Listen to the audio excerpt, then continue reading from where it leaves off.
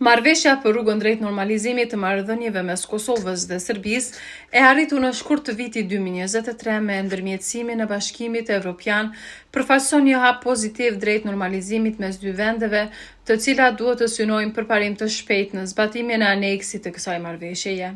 Kështu thuhet në aktin për autorizimin e mbrojtjes kombëtare që u miratua nga dy dhomat e Kongresit Amerikan dhe u nënshkrua në ligj nga presidenti i Shteteve të Bashkuara Donald Trump.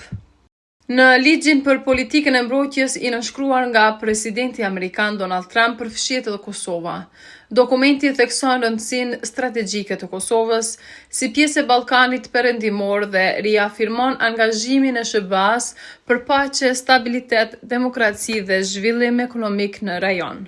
Kosova përmendet si një nga 6 shtetet kyç të Ballkanit Perëndimor, ku stabiliteti i saj lidhet drejt për drejt me sigurinë evropiane dhe interesat strategjike të SBA-s. Një nga pikat më të rëndësishme të dokumentit është qëndrimi zyrtar i Kongresit Amerikan për dialogun Kosovë-Serbi.